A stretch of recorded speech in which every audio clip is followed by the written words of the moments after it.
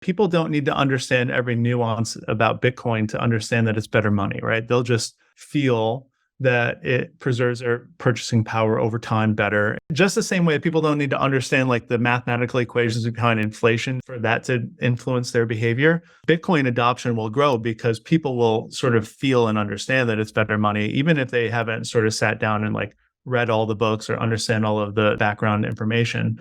And that's the hope, right? The same thing that's driving them to say, oh, I need to buy the new TV or I need to like get a new car right now. Instead of thinking about that differently, the opposite will happen too as people start adopting Bitcoin.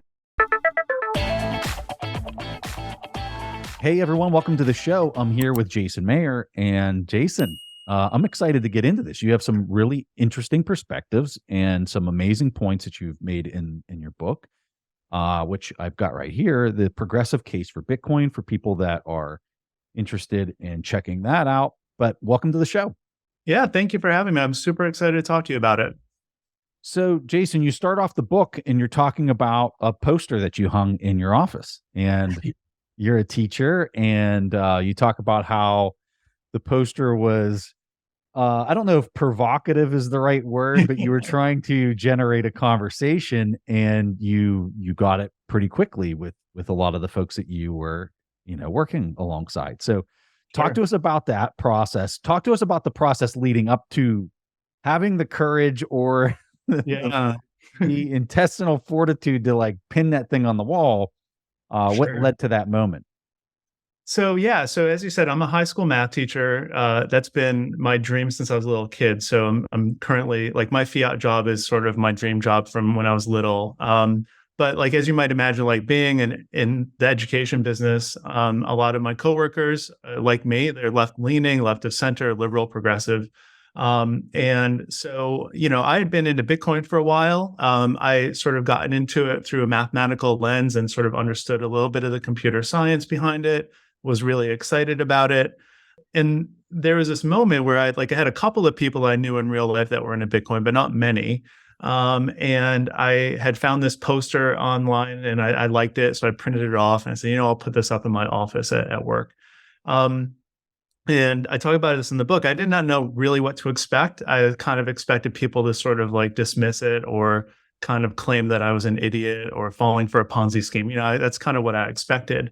But what I got was the teacher who sits next to me in the office saw it almost immediately and just essentially gasped, like her mouth had just dropped open. And she was like, what are you doing? Like, I don't want my kid's future like ruined for this fake money. You're ruining the environment. Like, this is just, it's like Bitcoin is obviously bad. Like, I can't believe somebody that I respected would be into it. Like this whole like sort of monologue. And I honestly did not expect that. Like, I honestly was like, oh, there people will kind of give me a hard time about like being into Bitcoin, but certainly they're not going to like attack fundamentally like the value proposition or something in that way. And so I didn't know what to expect. I didn't expect that. I didn't know how to respond. And I think that I opened the book by saying like, I did not have a good response. Like I sort of answered the questions and had the conversation, but I was not anticipating the animosity, for Bitcoin that I got. So that first conversation did not go as well as I wanted it to. And sort of since then, I've gotten on this, kick. That was sort of the kickoff to say, hey, it's fun to explain Bitcoin to people. It's fun to answer like well-intentioned questions about it. It's fun to sort of help people see the value in it. And that got me on this path that eventually led to the book that I wrote.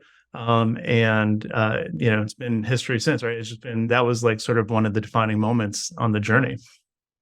Well, you bring up the energy part, and I think that this, for a lot of progressives and really anybody that looks at Bitcoin, and the first thing that they'll say is just, well, it's just consuming all of this energy. It's going to consume the world's energy by 2 years from now. Some of those dates that people were saying have already passed, and clearly it hasn't. But in your third chapter of the book, you really do a deep dive on this one to cover it in depth. Walk us through this chapter, kind of the architecture of it, and then what some of the finer points that you were really kind of making in the book, and just in general, like when you're talking to somebody on this particular point of energy use. Yeah, it's interesting. Like you said, it's chapter 3, which is in a sense like the real first chapter, right? There's like sort of like why the book, and then why Bitcoin, and then like I dive into like the issues. Like the energy issue is probably number one, as you said, for a lot of people who find themselves um, knowing very little about Bitcoin. If they've only heard one thing, it's probably that it's like a waste of energy or it uses too much energy, especially if they're left leaning. So I found it was important to get that conversation out front, pretty early in the book. And it's the longest chapter of the book. And it's the most, like the editors kept wanting to break it up. I was like, no, I like it. It's like, it's supposed to be the longest chapter. It's the most important one, especially for the target audience. And I think it's, I break it up into a couple of different sort of themes through, having the conversation about energy use and the environmental impact. One is just trying to steer people away from this knee-jerk reaction, which is like energy use equals bad. That's just as a starting place, like that's where a lot of progressive people might just think, right? It's maybe layer one thinking about it, like, oh, if you're using energy, then you're wasting it, or you're not, you're doing harm to the environment. So, in order to really combat that, you have to get at it from the angle of what's the energy being used for? Like, what's the use case for this energy? Why is it important to use it? And therefore, like, if we have a reason to use the energy, then we can actually have a more meaningful debate about, like, is it worth it? Like, is what you're saying it's providing actually worth that energy or not? And do you need to use it? And so that's sort of the starting point, right? Like, what's the energy being used for? And then you can get into, say, all right, well, yeah, there's no reason that we can't be more efficient when we use the energy, or we can't use more green energy or sustainable energy if we want to mine Bitcoin or do anything else, right? Like, this is an important part of it. Like, there's no path that I see to like increasing sustainable green energy without Bitcoin playing a major role, right? To sort of build out that infrastructure and to support the build out of sustainable green energy. So these are things that perfectly align with like progressive values, some things that people care about, and they have never viewed it through this lens. They've absolutely only viewed it sort of through like the you should feel guilty about using energy lens, which is very powerful as sort of a political message, but it's not accurate. So you just have to kind of get people to that point where they're willing to consider the nuances of like, not all energy use is bad. This energy use for Bitcoin is important because of all of the things that it provides us. And it's also has opportunities to do the things that you want to do, right? Like, if you're a progressive person and you want more like green electricity out there, like, this is a method to actually achieve that goal. So that's sort of like broad overview of the chapter. I go into a lot of specifics, trying to explain things that most, the book is targeted towards a lay audience, right? So they haven't really thought about like what does it mean to balance the energy, grid? What does it mean to build out infrastructure? What does it mean that like the energy produced has to equal the demand at all times? Like, those are novel concepts to people. So I try to just explain that in the best way that I can to that target audience. One of the struggles that I have personally when I get in an engagement with somebody on this particular topic is I'll say, well, you might not find it valuable. And you even mentioned this in your book. You say most people who criticize Bitcoin's energy use are assuming it's worthless from the start. Once you get past that and you convince them that maybe there is value here, the next pivot that they go to is, well, there's other cryptocurrencies that don't require as much energy. And so, like, why aren't we using those? Right. Which then gets down a whole nother rabbit hole of deep complexity of trying to explain to them why you have to tether, this virtual coins to physical reality through energy use, which is really difficult to do. So, yeah, and I think that's sort of a consistent theme, right? Whenever you're talking to somebody who's completely new to the Bitcoin sort of realm, like, it takes hours and hours and hours to learn about Bitcoin, right? And so for a lot of people, I would imagine this book might be their first touch to actually think about it deeply. But what you're saying is right. Like, every conversation you have, like, they'll ask a question and then it puts you in this whole other direction, right? Like, oh, now I need to explain proof of stake versus proof of work, and why like this system isn't sustainable, and why it doesn't actually help people, and all of that. So it's hard, right? You have to have bite-sized pieces, and you have to sort of meet people where they are, and you can't try to teach them all of it at once, right? These are sort of lessons that you learn as a like, I've been teaching for 20 years teenagers trigonometry against their will, right? So you learn these these tricks. Like, all right, I can't teach you all of Bitcoin at once. We need to break it up a little bit. So yeah. Talk to us a little bit more about demand response systems for folks that heard you say that phrase. You have an example in your book where you talk about the July 9th, 2022 event where 1,000 megawatts came back online during an event where there was too much demand on the network because on the energy network because of very hot conditions. And this 1,000 megawatts that came online from Bitcoin miners actually helped cool 66,000 homes. So talk to people about like what's happening here, how that's even possible, why it's different than other energy consumers. Yeah, I mean, I think demand response is a critical component to sort of what makes Bitcoin valuable in sort of the electrical grid sphere, right? Because as I said before, every ounce of energy, every little bit of electricity you produce has to be consumed immediately, right? Like it's transported to a consumer, a light bulb turns on, a toaster turns on, like that's immediate. You can't really store it. The battery technology isn't like sufficient for that scale.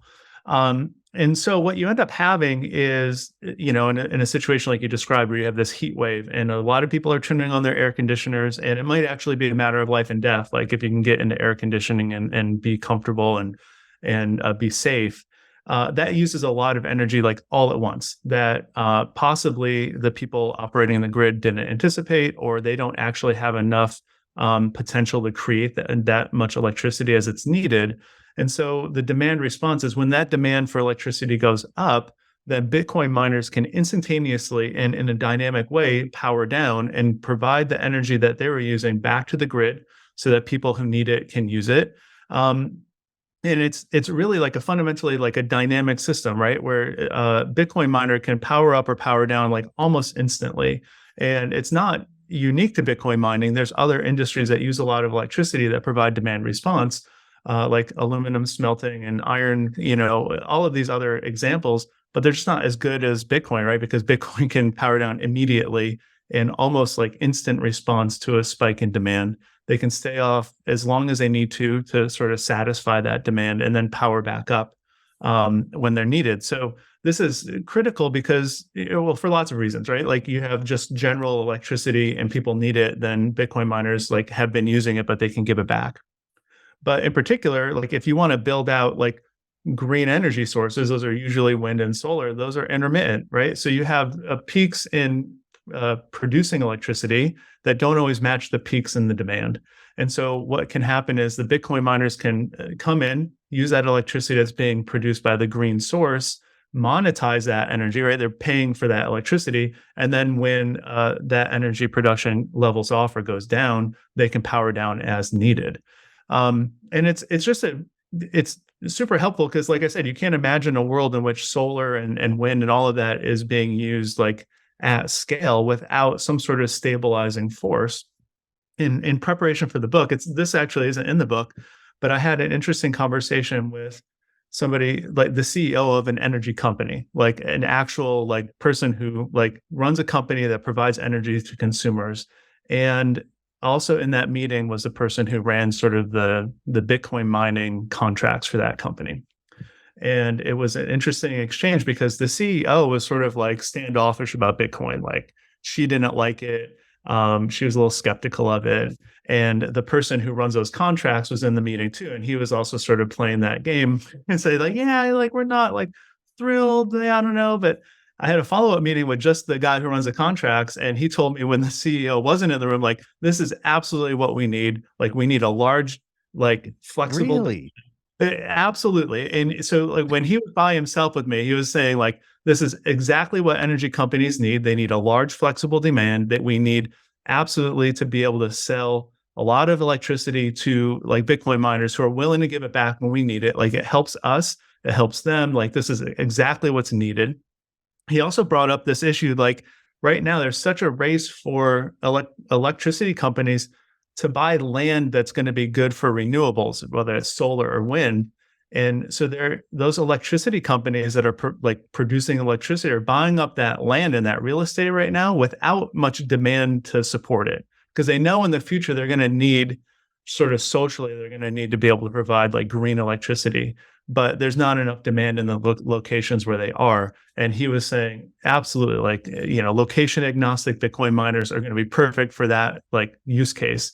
We buy a bunch of land. We want to build out infrastructure for solar. There's not enough demand yet. We're going to put in Bitcoin miners for a couple of years until there is demand, like locally, in terms of residential, commercial need for it. And that sort of Bitcoin mining provides the bridge for that company. And he said all of the electricity companies are competing for the same real estate right now. And so they're buying up this land, and they need this tool to be able to use it and make use of it. One of the other sections you talk about in chapter 3 is this embedded incentives for efficiency. Explain what you're getting at with this. Yeah, I think the example I use is like, we all have a refrigerator in our house, and how many of us have like the most up-to-date, efficient refrigerator, like that uses like energy the most efficiently? Like not many, right? Like if you bought your refrigerator more than 6 months ago, there's a better version out there that does the same job, but is more efficient. And I think it's just a description, because a lot of people who are new to Bitcoin might not understand that like the technology of Bitcoin miners, like the actual computers that are doing this work, is improving constantly. And so I go through a little bit of the history to say like when, we first started using graphics cards, or we first started using an ASIC compared to now, like just the efficiency, not like what's the hash rate, but like what's the hash rate per kilowatt, it's actually improved tremendously, like, orders of magnitude. And so just sort of speaking to this idea that like we shouldn't demonize the electricity use, but we should be open to saying like, hey, can I do this same job more efficiently? Can I use less electricity to do the same job, for example? And if people are willing to say, oh, I should be able to do that with my car or my TV or my refrigerator, that's already happening with Bitcoin miners. And it's not a matter of like some government regulation to say your car needs to be this efficient and so does your Bitcoin miner. It's actually built in, the incentives are built in, because like Bitcoin mining is a really low margin proposition, right? So like it doesn't help you to have not the most efficient machine. So I think that section is important just to help people understand like this is going to trend more efficient over time. And also paired with this idea that it's like a non-rival use of energy, right? So like if energy prices go up because demand is up, then we're powering down. So exactly what we were talking about before. So in conjunction, those are pretty powerful arguments, I think, for people who are just starting to grapple with this idea of like, wow, I thought that energy use was bad because that's what the politicians were telling me, and I always felt guilty about it. And now I'm thinking about it in a more nuanced way. I think it's just all part of the same conversation. I think this one is so lost on most people, even people that have been in Bitcoin for a while. I think they just really don't understand how there's a natural incentive structure to become more efficient. And you're dealing with Moore's law that you give it 4 years, like there is a tremendous change in mining rigs that were out 4 years ago as far as their efficiency to plow through the computations or the guesses. Of in the energy that they're consuming to supply the number of guesses that they're providing relative to 4 years earlier or any period earlier. Yeah. And I think what most people understand is that the hash rate's going up, right? Like anybody who's ever bought a miner knows, like, oh, 6 months, like, oh my, I could have had 140 terahash per second. That's not the issue, right? The issue is like, what is the hash rate per joule of energy used? Yes, that's improving tremendously. Like I forget what the numbers are, but they're in the book, like 50-fold, 50 million fold, improvement over the energy efficiency to do the same number of hashes. I think it's critically important to just sort of highlight that for people who haven't really thought about it a lot. Another topic that you talk about that I really like this idea is the idea of consumerism. Talk to us about this. Yeah, I mean, that's sort of the there's a big overlap in the target audience of people like who, oh, I'm a liberal, progressive, left of center person. And also I'm really disgusted by the amount of consumerism that's going on in the world. And people are just buying cheap stuff and people have a problem with that, right? For lots of good reasons. I don't think a lot of people on the left have really thought through sort of how fiat money in an inflationary monetary environment contributes to that consumerism. It's not just that people are greedy or impatient or always want more. It's like your money is melting away, right? Like you're actually like incentivized to keep buying more and keep buying different things. And companies are incentivized to sell you something that's going to break in a couple of years. So you have to buy a new one. And so all of these things like really great against most people that sit down to think about them for a little bit because it doesn't feel right. Like it feels like one of the things that's broken in the world. But not a lot of people are thinking about it through sort of like what's the financial system that incentivizes this behavior? What's incentivizing companies to do this? What's incentivizing consumers to do this? And so, for a lot of people, this might be the first sort of like touch point to say like, oh, well, like I was always taught in economics class that we need inflation, but like look at some of the like second order effects of that, right? It's people are just buying a bunch of plastic stuff. Things are breaking all the time. This is doing untold damage to the environment, right? I put it in the environment chapter because that's exactly what it is, right? Like we're just consuming things and we're incentivized to do so. Now, that's not the whole picture, but it's a pretty important part of it. So I think that's for me personally, like once I got into Bitcoin, I changed completely my consuming patterns, right? Like I'm thinking about every purchase differently. I'm thinking about like, does this need to happen? Do I need to replace this? Is this version that I have good enough? Like all of those things that I don't think I was thinking about with the same intentionality before I got into Bitcoin. And I'm hoping for other people to have that same sort of epiphany. When I look at consumerism and I'm saying why have people been cognitively conditioned to spend as soon as it gets into their wallet? And I think that Saylor does such a great job talking about like inflation is a vector. It really kind of depends where it nests itself.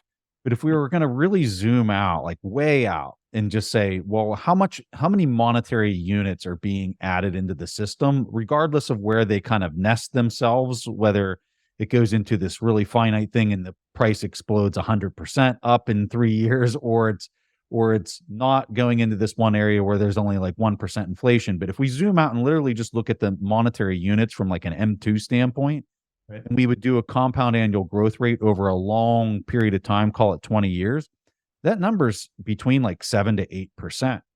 Right. And so when we look at just because a person doesn't know that that's really kind of the inflation rate, doesn't mean that they don't intuitively experience it and feel it in the way that they're making everyday decisions in the quote unquote free and open market.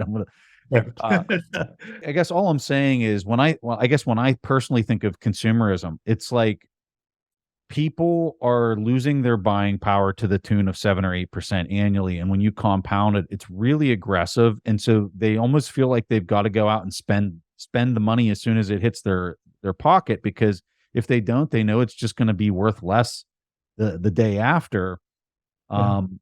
It's just crazy to see it kind of unfold, and it seems to almost be accelerating now versus like when we were younger. I don't know, but well, I think you're right, because I think what you said was that the person feels like they have to spend it, because this is not like, the average consumer is not running the equations and saying like, oh, I better go buy the new thing, right? This is just something that you feel in the ether, right? And I think it's great because the opposite is also true, right? Like people don't need to understand every nuance about Bitcoin to understand that it's better money, right? They'll just feel that it preserves their purchasing power over time better, and it allows them to interact with people, as adoption grows, it allows that to happen more efficiently. So people like just the same way people don't need to understand like the mathematical equations behind inflation for that to influence their behavior. The same is true on the other end, right? People don't need to understand every single thing about Bitcoin to just understand that it's better money. And I think that's like really a boon to my my outlook on the world, which is like Bitcoin adoption will grow because people will sort of feel and understand that it's better money, even if they haven't sort of sat down and like read all the books or understand all of the background information. So, and that's the hope, right? The same thing that's driving them to say, oh, I need to buy the new TV, or I need to like get a new car right now, instead of thinking about that differently, the opposite will happen too as people start adopting Bitcoin.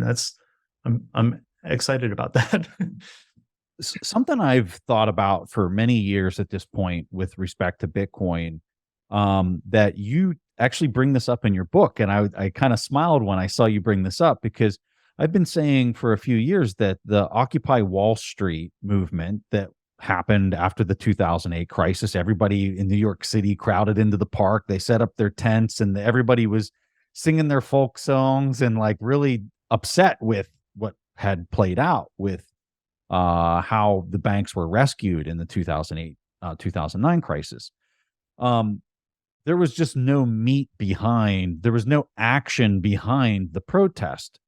And I've been telling people, I think Bitcoin is an extension of the core of like what the Occupy Wall Street movement was all about, but there's actually an engineered solution in action that is now being supplied into that cultural movement. And I don't know if philosophy is the right word, or just really just a cultural movement, right? Yeah. You start off one of your chapters with this Occupy Wall Street. I'm just kind of curious if A, you agree with that, and B, just kind of is it even more profound than that, or does that really kind of encapsulate how you view this? No, I think that you're dead on, right? Like I there's no way for me to not think of Occupy Wall Street and Bitcoin as just mission aligned, right? They're trying to do the same thing, except one is more effective. I think that it's particularly for my audience, right? Like my audience is skeptical of big banks, right? And they're maybe a little bit less skeptical about the relationship between big banks and government, but they don't like that either. And so like this is not rocket science. Like if you are like down with Occupy Wall Street, you think the system is rigged and unfair, you think the rich people are getting favorable treatment, and you're okay sitting in a tent in Wall Street and occupying Wall Street, then you're really going to like Bitcoin. And I think like that, what you just described is absolutely right. Like those two things are mission aligned. And what I describe in the book is actually a little bit like more detail, which is to say like Bitcoin is a flat, open like protocol where all the people are peers and you're interacting on a voluntary basis. There's a lot of aspects about Occupy Wall Street that were the same, right? It was sort of a leaderless thing. There wasn't somebody in charge of it. There was no centralized entity. It was just sort of people getting together on a peer-to-peer basis, like protesting. And so I draw an analog between that and the Bitcoin network in a way to illustrate it. But what's fascinating is that we all saw Occupy Wall Street happen, and we probably saw that before we heard about Bitcoin for most people. And as the book went out, I got more than one person reach out to me and say that they were like, I wasn't at the Occupy Wall Street protest, but there's plenty of people who reached out to me and say they were. And when they read the book and they read that chapter that you're talking about, there's one person who wrote to me and said, like, just the way you described it brought me to tears because it brought me back to that moment. And not only is it sort of mission aligned, as I said, but like Bitcoin provides an actual like efficient, like effective tool to do some of the things that Occupy Wall Street was trying to do. And so that's super good feedback, right? If somebody's actually there and like the description and the analog speaks to them, that's high praise. One of my personal pet peeves, like, if my wife was in here, she'd really get a kick out of me admitting this. But like, I have a pet peeve when people, I guess I have a saying, there's a ton of problem identifiers and very few problem solvers, like that are actually solving the problem and saying, here's the solution that will do it. Most people just want to go. And I saw the Occupy Wall Street as being much more of a problem identification movement of like, hey, there's something wrong here. I don't have a solution to solve it, but I'm really angry about it, right? And I just want the whole world to know how upset I am. Right. And I think there's so many people in the world like that. And there's so few that say, I agree, there is a problem, and here's an engineered turnkey solution that actually is better, is truly better than that system over there. And that's where I think Bitcoin is that latter part. Yeah. No, I think it's right. I think there's some value in sort of the expression that I'm angry about this problem that I see in the world, right? If you feel like maybe not everybody sees that problem, like I get that, but I think what you're saying is right. Then what are the solutions? Like what are the effective solutions? And in my mind, I'm biased, but I don't think that there's a person who really believes in sort of the fundamental issues behind Occupy Wall Street that shouldn't be supporting Bitcoin, because it's, like I said, it's the effective way to accomplish some of the same things that you're trying to accomplish. And Bitcoin, one of the themes throughout the book is Bitcoin provides a new lens on the problems, because there's plenty of people, left of center, progressive people, look at the world, they see lots of problems, they see things going wrong.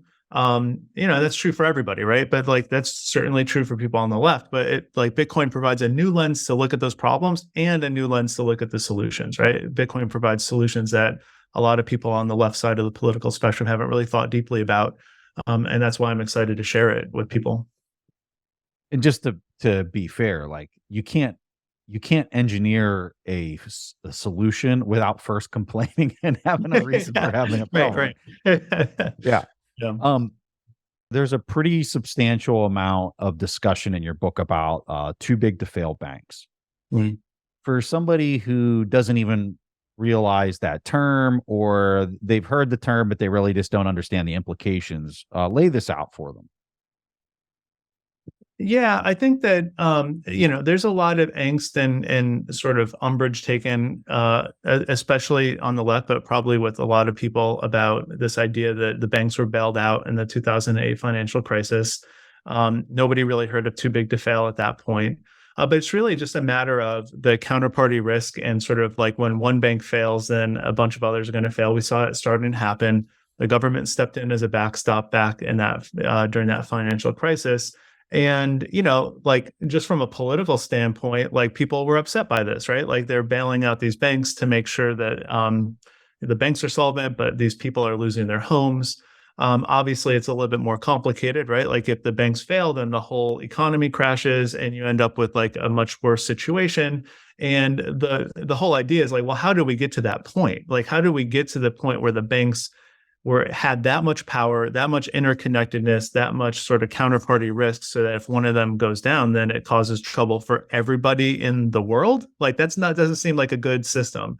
So really what I try to do in the book is just outline for a novice who hasn't thought about it a lot, like Bitcoin provides an option for like becoming your own bank. And like the things that you have like in your bank account right now, like a savings account and a checking account and a credit card, like Bitcoin replaces all of those things in different ways. And so we can not only reduce our reliance on these huge institutions that sort of control way more than they probably should, but we can also sort of, change the dynamic between the banks and the government in a way by taking the power away, taking the monetary energy away from those institutions and putting them in the hands of people, is all sort of a step in the right direction. So I think that, the intention behind that is to, again, like there's a target audience for my book out there that thinks like, is very skeptical of big banks and doesn't think that they're serving people that need to be served, or that they're favoring wealthy clients or connected individuals. And all of that is true. And I'm just offering them to look at it through like a lens of Bitcoin instead of the lens of maybe some of the other left-wing politicians that they're listening to normally. I'm glad you presented that the way you did, because if we had a time machine and we went back to 2008 and were served the exact same environmental conditions that they were dealing with back then, you would have had to have made the exact same decisions, or you would literally have freezed up all exchange between all market participants if they didn't act the way that they did. I just wanted to jump in here and tell you about this new valuable resource that we created for you. The biggest challenge to taking control of your personal finances, improving your investment returns, and building a better future is just getting started. This means getting organized, having a plan, and being disciplined. As Mark Twain once said, the secret to getting ahead is getting started. If you're not satisfied with where you're at financially, whether that be not having enough savings at the end of each month, watching your cash being eroded away by inflation, Or maybe you're not sure where to get started with investing. Down in the description below, we put together a free guide for you called The 4 Simple Steps to Take Control of Your Personal Finances and Life. You can get this free guide by clicking the link in the description below. Yeah. And you know, it's funny, I mean, because as we know, like a lot of people give Jerome Powell a lot of like, you know, a hard time about the decisions that he's making. You know, like, I don't know, you know, people have said this, like, I don't know what decision you do make, right? Like, question is like, what's the system in place that's creating this problem? And, you know, in that moment in 2008, we had to solve the symptoms, right? Like, we had to take care of what we saw on the surface, and we weren't able to say, hey, what's the underlying systemic issues happening here that's allowing this problem to be created in the first place? So maybe, you know, like, you know, my view is like gradually over time, Bitcoin adoption goes up, understanding of Bitcoin goes up, understanding of the legacy financial system goes up, and we gradually transition to a new system that is built with more intention and sort of has an eye out for these problems. But you can't, well, you could, or you could advocate for it. Like, I'm not advocating for like a snap of the fingers overhaul of the whole system. It's not going to be good for people. And just like you said, like in that moment in 2008, you're not solving the underlying issue. Like, there's no way you could. You need to just solve the problem that's presented in front of you. Just the way Jerome Powell is making decisions right now. And he's like, you know, there's no good decisions. So, you know, there's nothing Jerome Powell's going to say that a Bitcoiner is not going to like criticize him for. So, you know, he's trying to fix the problems that he has in front of him, and it's a systems problem. It's not a symptom thing. Yeah, and it's so exciting to know that this Bitcoin system, this network, has been engineered over the last decade, since that moment where there wasn't an option to move to another way of conducting exchange. But in the meantime, there's been a whole lot of work and a whole lot of brilliant people that have dedicated their lives to engineering the solution to actually have a place to pivot to as they continue to go down this destructive path. Yes. That's required for fractional reserve banking and too big to fail banks. So, yeah, fascinating. In the 8th chapter, I have to just tell you, as a former military person, there's nothing more important to me personally than the points that you raise in this chapter about Bitcoin potentially offering less war, less deadly conflicts between nation states. And I really enjoyed the way that you kind of lay out how here in particular the United States has really pivoted away in Congress as far as like them actually declaring war and going through the act of like, well, how are we going to fund this war? And it's just moved and gravitated away from like, well, we're just not even going to have that conversation anymore. We're just going to go do, you know, kinetic force anywhere we want, and nobody's even going to vote on it. Right. Walk the dog for the listener. Take them on the layout of this, because it was so well done in your book. Thank you. So I think that again, like, this is an issue that's near and dear to a lot of people's hearts, right? Like, they really care a lot about it. And I think that, you know, one of the points that I try to make in that chapter is, like you said, the gradual shift away from sort of an armed conflict being tethered to a voting populace that's engaged in like civic discourse. So, you know, I provide this example, you know, of World War II, where not only do you have Congress voting to declare war, which is like the representatives of the people actually saying, this is a war we need to fight and we will fight it. But you also have the populace engaged in tax increases and rationing and buying war bonds and all of the things that you could do, and actually fighting in the war, right? You have draft, and people are like, you know, actually being drafted to fight in the war, volunteering to fight in the war, et cetera. And, you know, it seems very quaint when you think, okay, this is what happened in World War II, and we've all seen the movies and we've read the books and we kind of know what that, you know, must have felt like, or we kind of can imagine it. And it's literally the opposite end of the spectrum from what's happening now, right? Like, there are no votes in Congress to actually declare war. The World War II was the last war that was declared by the United States Congress. There's no conversations about how we pay for the war. There's no conversations about, you know, like, is this something that the populace wants? And the only way, and this is one of the points that I make in the book, that you can have a 20-year war that is unpopular is because they're printing the money to pay for it, right? There is no way that, in a liberal Western democracy, you can fight a war for 20 years that nobody wants to be fighting or is very unpopular without paying for it with printed, made up money. And so the premise here is that, by adopting a Bitcoin standard or some version where like a dollar is backed by a Bitcoin or something like that, there's no way for you to actually fight a war that without engaging with the populace in a way that's meaningful. Like, have a discussion. How are we going to pay for it? We can't just print the money, so we have to borrow it and pay it back, or we have to tax you for it, or we have to make sacrifices somewhere else. Like, it's not saying that war can't happen, and it's not saying that a country couldn't defend itself if it needed to. It's just saying like it needs to be really important, and like really like the populace has to be behind it. And I think that's moving us in that direction has to be good. Having more buy-in from people about whether or not you fight a war, how long is it, how are you paying for it, all of that stuff in a democracy should be stuff that the voting population has a say in, and we just haven't. So, Afghanistan and Iraq are examples where, the people weren't forced to make sacrifices back home for either one of those conflicts. Nobody's standard of living went down. Nobody had to ration their butter. Nobody's taxes went up. In fact, taxes went down. So the war just seemed detached. It happened someplace else. My representative didn't vote for it. My taxes aren't going up to pay for it. That doesn't seem like a healthy system. So Bitcoin offers at least an opportunity to rethink that and potentially improve it. So that's the premise, at least some of the premises behind the chapter.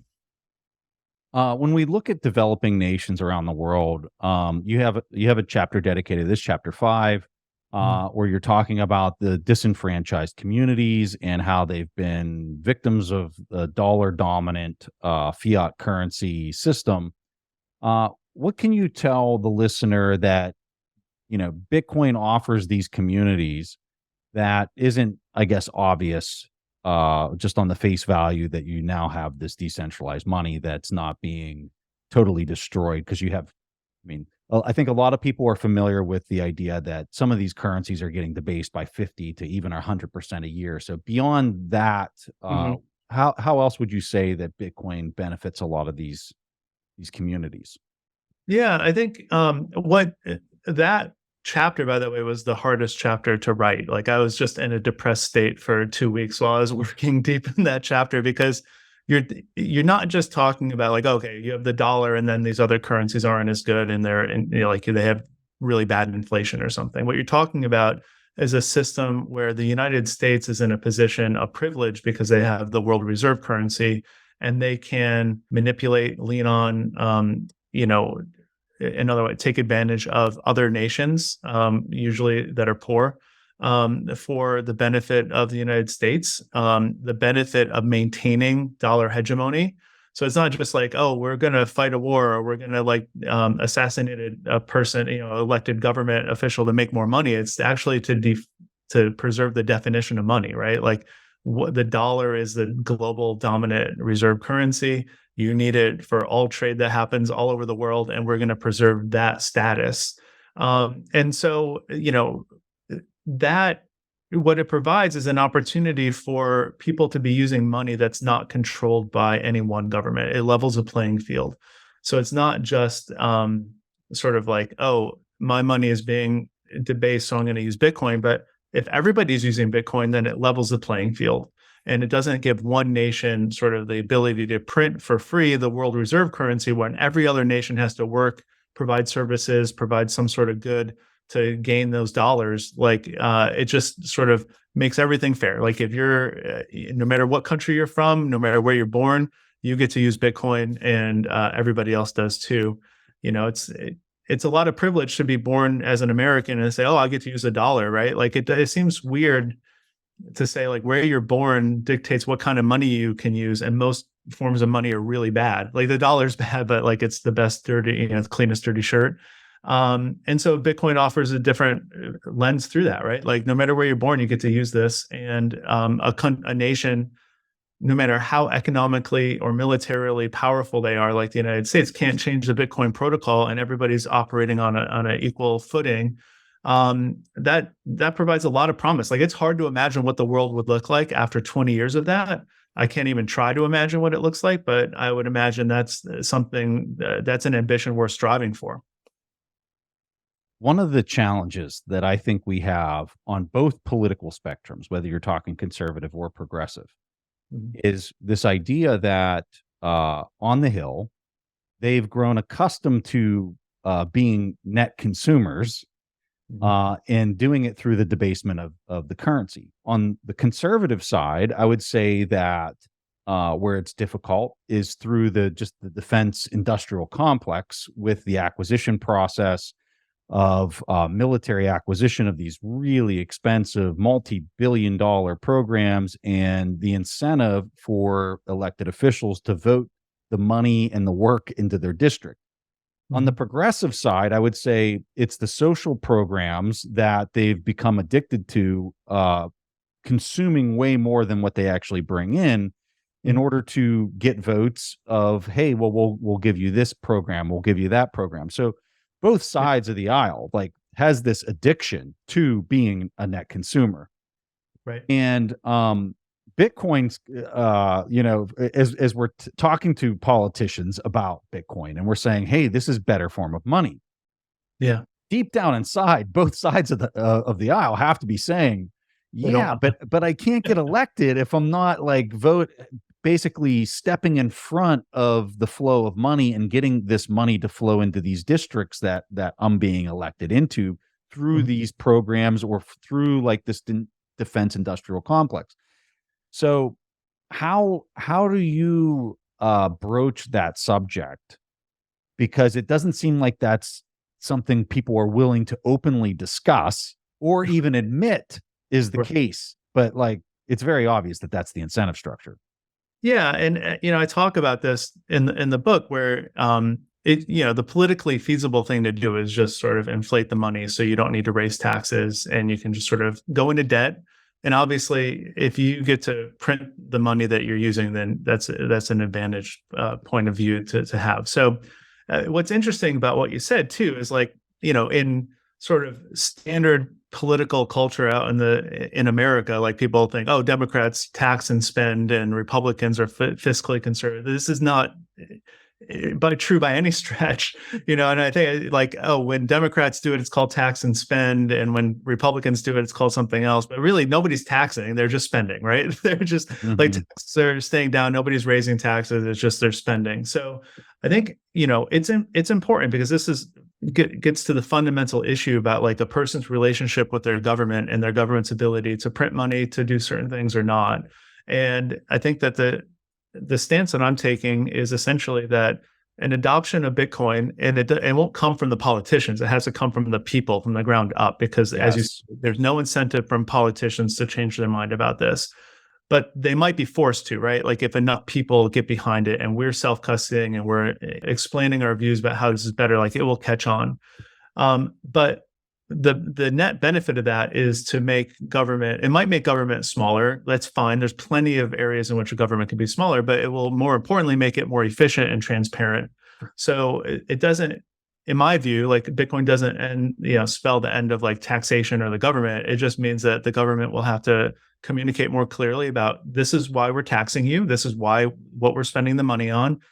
Be able to prove that they're spending the money on that, and then be able to prove, be transparent about, these are the goods and services that we usually used to provide, and we're no longer doing that. And I think that there's things on both sides of the political spectrum that people aren't willing to get rid of. But that's why we're in a democracy. So we get to decide what gets cut, what, how high are taxes going to go before we elect you out? What are you spending the taxes on? Does that align with my priorities or not? And I think that there's a lot of room to sort of reimagine the relationship that a person has with the government, or with taxation, or with spending at the government level, without saying that, okay, well, Bitcoin exists, therefore the government is going to cease to exist. I think that there's a lot of sort of options between those two options. So I've got a pretty pessimistic point of view on how this is going to resolve itself, in just that, like, the tax is going to be paid. It's just how it's manifested itself, right? And the tax is being paid through debasement at this point, because we've maxed out the debt load, and you're starting to see just the interest expense alone that's starting to creep up to the revenues that are generated through taxes. We're getting there very closely. So I just think that the general populace, when we would take 100 people, they're saying, I know it doesn't intuitively feel right that I should just get a check, a UBI check, or whatever you want to call it. I know that there's something that's doesn't add up about that, but I really don't care. Just give me the check. Right. And just give me the check, because, like, I have no disposable income. Right. Which is a function of, you have a quote in your book that I think is, let's see here. You say in your book that the wealth inequality we see in our society is a systemic issue created by the type of money we use, which I completely agree with. And I think that the only thing that's going to actually that's going to force people to come to the realization that they shouldn't want the check is just sheer pain. It's just, right. I don't think that we can rationalize through academic arguments and explain to them, well, actually what this turns into is a flat tax across everybody in the population, regardless of what your income is. So right. if you make 10,000 a year or you make $1 million a year, that tax rate is exactly the same for both of those two people by choosing debasement. Right. And yeah, go ahead. No, I think it's great. It's an opportunity to educate people too, right? Because as you're sort of implying, any inflation rate hurts poor people, or people who are struggling to make ends meet are going to feel that much more than somebody who's more well off. And that just compounds over time, right? Yeah. The inflation rate, we say, like, a lot of people, it's all about derivatives, right? Like, the inflation rate might be going back down, but it's still higher, right? The prices don't go back down. The prices still stay high. They're just increasing at a slower rate. That's all that means. And so that's hurting poor people, working people, like people who are struggling to make ends meet. And I think that there is an opportunity to educate people about, like, right, when we decide not to tax people and we're just going to pay for it through inflation, like, who are the winners and who are the losers? Or who are the losers and who are the bigger losers, and then have, like, a dialogue about that. And maybe you're right. Maybe we don't get to educate everybody in time, or that we don't get that sort of tipping point into Bitcoin as sort of a savings technology. And we have to rely on the pain. I'm hoping that doesn't happen. I don't want that to happen, but it might. You know, Jason, as I'm thinking through this, as we're talking, it's just, if I have to try to defend the person that's saying, just give me the check. I don't want, hey, nerd, shut up. Right. Because as a person would be saying all this and making the intellectual argument, like, no. Hey, nerd, shut up, just give me the check. Yeah. That person, if you have a choice between the federal government doing more QE or handing out a UBI check, right, like, they're going to take the UBI check because it actually benefits them more, as opposed to the QE that's just bidding equity prices to oblivion, right? Yeah. And benefiting that person who's saying, give me the check, doesn't have ownership of equity. They're just working paycheck to paycheck. So it's actually beneficial for them to make that argument to say, just give me the check, because the UBI thing, like, they've been doing that for a decade and it hasn't helped me out at all. Yeah, in the short term, they're absolutely right? Like, it goes to the Cantillon effect, right? You're not the people. If you do it the other way, then certainly the people who don't need any help are getting the help. And, certainly there's something to be said about, like, all right, during the pandemic, we're going to send out checks. Like, why don't we be a little bit more discriminatory about, like, who's getting these checks, like, instead of sending them to everybody? Because, like you said, that person who says, just give me the check, like, they're a human being who needs to feed kids and needs to keep the lights on, and they don't see a way out of that, right? Like, this is help they need. And it's hard to tell somebody who doesn't have food on the table, like, you need to be thinking 2 or 3 steps ahead. Bitcoin is a better option. Like, forget, just, bow out of the system because it's rigged against you. Like, people can't do that, right? So we just need to keep educating, and then hopefully, like I said, the transition is gradual. I do think, like, an abrupt transition to Bitcoin seems devastating to a lot of people on the planet. but a gradual one seems like we end up in a better spot for everybody. So keep on educating, and then if people really need it, then you can help them. But you have to be really thoughtful about how you do that. You can't just send a check to everybody in the country and not expect prices to go up, 12 months later. It doesn't make any sense. It's interesting because I was on a panel one time where we were talking about UBI, and Jack Dorsey was like, well, I think we're running out of options. And my point was, if you're truly talking about a system that is dying, like it's unrecoverable, right? Mm-hmm.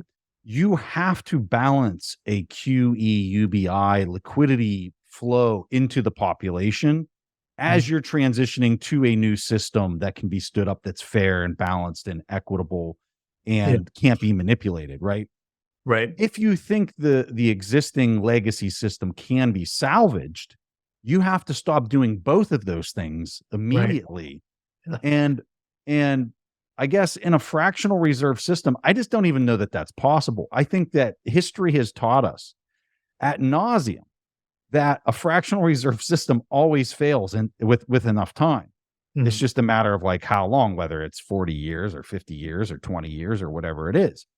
Yeah. So it's not that I'm personally promoting, and I don't think you are either, Jason, that I'm promoting UBI or I'm promoting QE. I'm saying, if we're going to bridge to a new system, there has to be liquidity in that system. You just can't put your hands up in the air and let something that's completely based on debt completely impair itself down to zero, because literally it's going to be apocalyptic in society if that's what we choose, right? Right. Yeah. I mean, you can see pretty quickly, like when people work really hard and they still can't feed their family, like how quickly society deteriorates. Like civilization goes out the window pretty quickly. So I think that you're right, and it reminds me of this other point, which is I think is important, which is like there's a lot of people who are incentivized to keep us fighting like left-right issues, like blue and red, like, hey, this UBI shouldn't happen, this sort of welfare state shouldn't happen, whatever. But the truth is, like, some people are coming up with solutions because the world is broken in a fiat system, and if they don't understand Bitcoin, or they're not really fully clued into how the system works, they just know it's broken, they're coming up with, in some cases, good faith like solution attempts, right? Like, we can't just let people starve to death or kill each other. Like, we need to do something. And kind of what you're saying, like, if you know the system is broken, we need to transition to a new one. And what do you do in the interim is really important, because I don't think that you can let society unravel. I don't think that you can sort of like you said, apocalyptic economic outcomes. I think that you need to keep it floating for long enough to transition out of it. And I think you're right. Like, just saying, okay, well, we're going to save the system by just removing both of those things. No more QE, no more UBI. What that means is like the whole thing just deteriorates. There's too much debt in the system for that to be sustainable. It just can't happen. So there's not really any good options, right? Except to just keep educating people about Bitcoin and hope that we get a smooth transition to a new system. That's the hope. It all comes down to education. Yeah. I just back to my concern. I'm just concerned about the person yelling, "Nerd, give me my money." Right. Right. I mean, exactly. I mean, I've been called worse than nerd, so I'll take. Yeah. We'll keep it G-rated here. Yeah.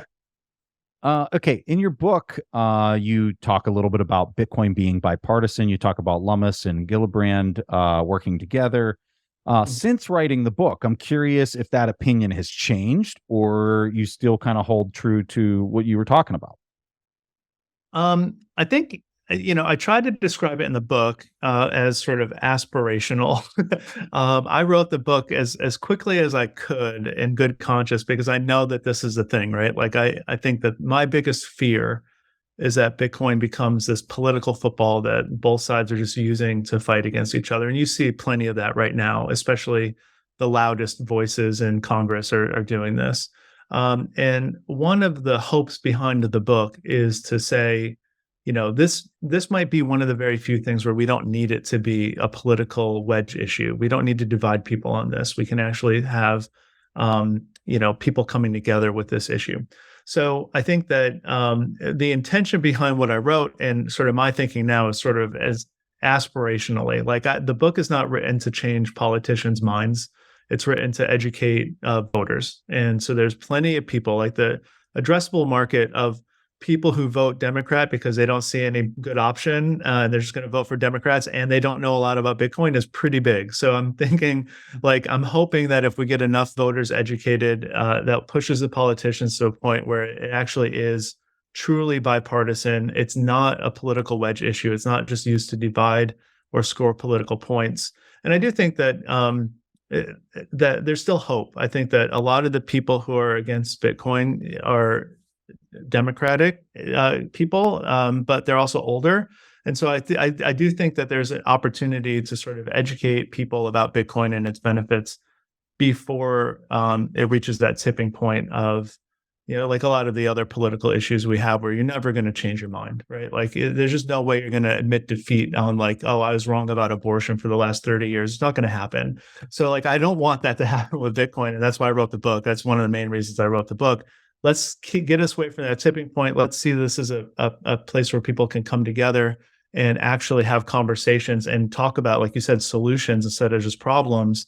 There's a lot of potential for that to happen. So I guess the short answer is it's bipartisan approach to Bitcoin is an aspiration and it continues to be.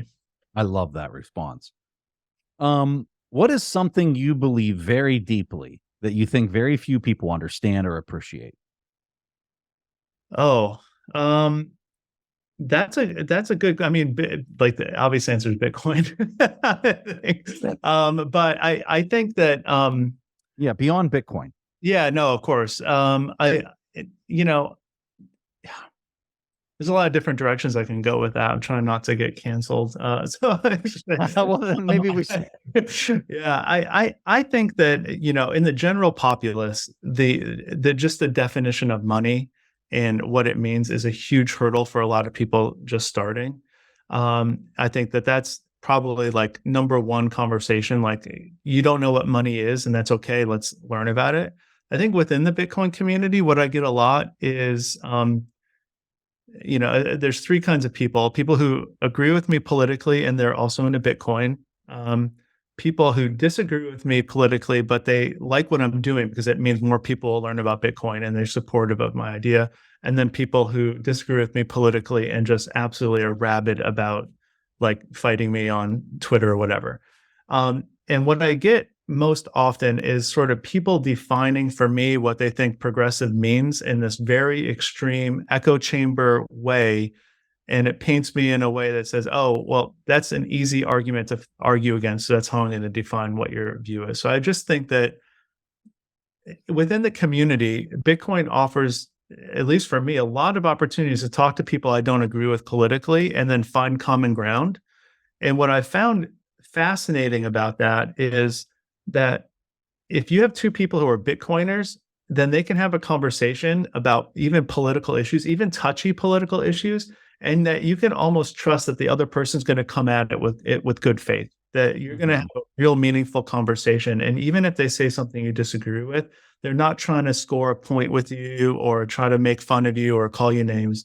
They're actually just trying to engage and understand better. And I've had countless conversations with people who don't agree with me politically. They agree with me on Bitcoin. And let's talk. Here's another thing. I don't like how Democrats say this. And we actually have a conversation that actually gets somewhere and people understand maybe both sides a little bit better.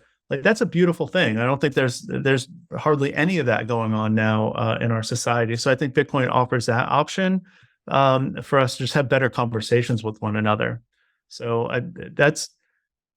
it doesn't really answer your question, but that's something that I feel strongly about in terms of the opportunity Bitcoin provides for us, even within our community. Even if you're onboarded to Bitcoin, go and talk to somebody you don't agree with politically. You're going to have a better conversation than out in the rest of the world. Yeah. It's so important to focus on the ideas and not the individuals, and separate that when you're having discussions, and to just, I guess, have a deep appreciation for critical thinking and picking apart ideas as deep as you possibly can to come at a truth, because I think both people want to arrive at the truth. But I think, especially nowadays, so many people just have this emotional baggage that really gets in the way of their ability to continue to stay focused on the idea and to critically dissect it. Like Yeah.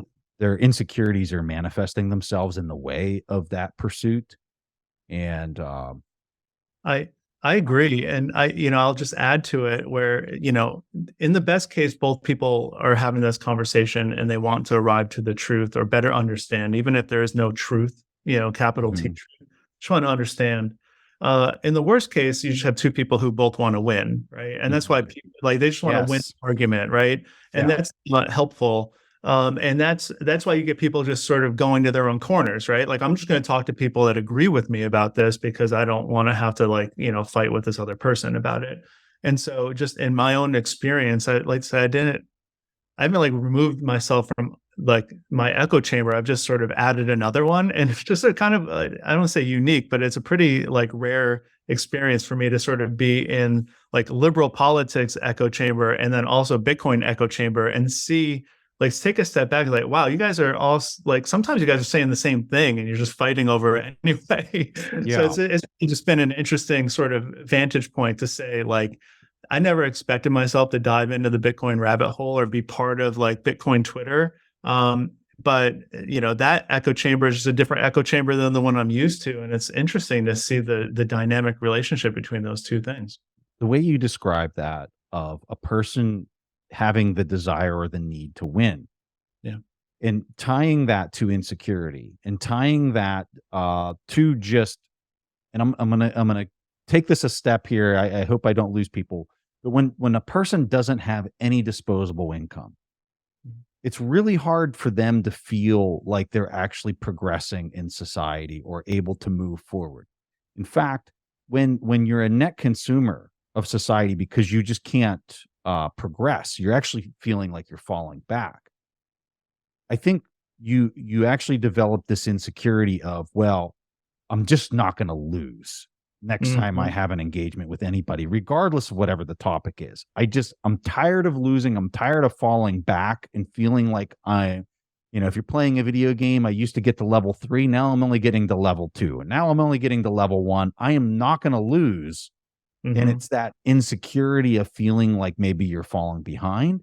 And I think that's Mhm. why it's so prevalent throughout society that the engagements that we're seeing online are just immediately turning to, well, I'm not going to lose no matter what. And it's Right. not even about the discussion point or the idea. It's about not losing. Yeah. And I had this conversation with a colleague the other day where I don't think I ever would have been able to see this without like Bitcoin, right? Like seeing Mhm. this world, right? But it's almost like so clear to me that um, that fear sells. Getting people afraid is going to get you more clicks, get you more views, get you more viewership, like whatever. And so this is what we're seeing from the mainstream media. And right now, and at least in America, you just get to pick what flavor of fear do you want, right? Like the Mhm. left has their own media that they're going to make you afraid of these things, and the right's going to make you afraid of these things. And really, all you get to do is pick the flavor of what you're scared of. And so, to your point, like when you're fearful, of the other side or like fearful of your situation and like feeling hopeless like you can't win no matter what and the game is rigged against you, then people like they're not their best selves, right? They're going to not engage in that conversation in good faith. They're going to try to win. They're not going to lose. And so it's just not a healthy place to, I don't have any solutions to fixing the whole like media empire or how we manipulate people to be fearful. But at least recognizing that that's happening is really important. And it's not just one side, right? Like it's both sides happening at the same time, just different flavors of it. Jason, I've thoroughly enjoyed this conversation with you. For people that want to learn more, here's the book, Mhm. A Progressive Case for Bitcoin. Anything else that you want to highlight or that you want us to put in the show notes when we wrap it up? No, yeah, I mean, I appreciate the chance to talk. I mean, it was great. I think that if you're looking for the book, you can find it on bitcoinprogressive.com is the website I set up for the book. And you can follow me on Twitter. C Jason Maier is the Twitter handle, and just appreciate the time and the support. Thank you, Preston. Yeah, loved having you on. Do you have any trig questions that we could put in the show notes for all these hardcore math Bitcoin people? I'll spare people the double angle formula. If I'm already having trouble making friends in the Bitcoin space. I don't need to give trig homework. Yeah. Thank you for making time and coming on the show, Jason. Appreciate it. Thank you. Bitcoin is this ecosystem, this living, breathing, dynamic system. And what it means for money is that Bitcoin accepts the short-term price volatility. But what we gain in exchange is that long-term systemic stability.